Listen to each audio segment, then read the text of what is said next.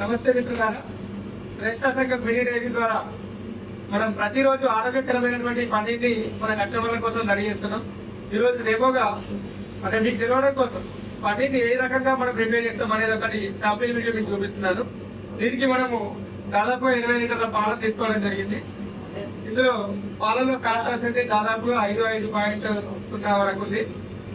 ఇది ఈ పాలని 90 డిగ్రీస్ వరకు హీట్ చేసిన తర్వాత వెజిటబుల్ వెనిగర్ మనం యాడ్ చేయడం ద్వారా పాలు అనేది విరిగిపోవడం జరుగుతుంది. ఒకసారి ఇప్పుడు దాదాపు పాలు మరిగే సిచ్యువేషన్ లో నియర్లీ 85 to 90 డిగ్రీస్ వరకు పాల యొక్క టెంపరేచర్ ఉండొచ్చు. దీంట్లో మనం వెనిగర్ యాడ్ చేస్తున్నాం.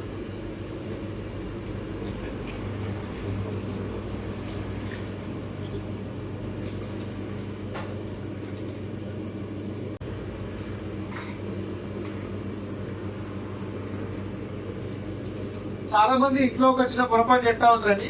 పాలను హీట్ చేయగానే ఎలాంటి వెనిగర్ కానీ ఏది లేకుండానే పాలు విరిగిపోతా ఉంటాయి. ఆ విరిగిపోయిన పాలనే పన్నీర్ లాగా ప్రెస్ చేసి చాలా మంది తింటూ ఉంటారు. దయచేసి అలా చేయకండి.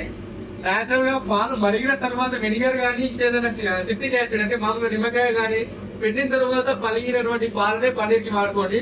కానీ నేచురల్ గా పాలు ఎట్లా పెట్టినా కానీ హీట్ అయితే ఎటు కాకముందే పలిగిపోతే చూడు, ఆ పాలని పన్నీర్ గా మీరు వాడుకోకండి. దానివల్ల అనారోగ్యం పాలే ఛాన్సెస్ ఉంటాయి.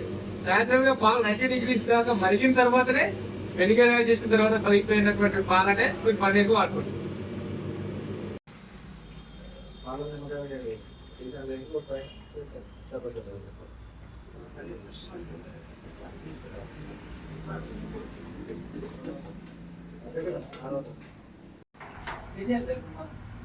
చక్కెర అయితే అది అయిపోయింది అంతే, ఇంకేం కాదు మన మసాలా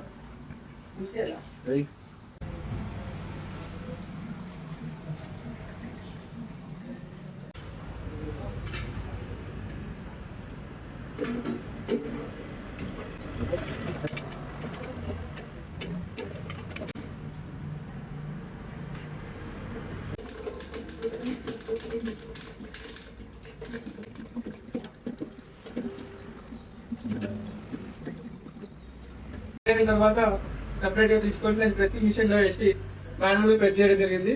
దీని తర్వాత ఎన్ని లీటర్ల పాలకి ఎంత పన్నీర్ వెళ్ళింది, ఎందుకు పన్నీర్ కి ఎక్కువ రేట్ అని చెప్పి మీకు లైవ్ లో మరి నెక్స్ట్ వీడియోలో చూపిస్తాను.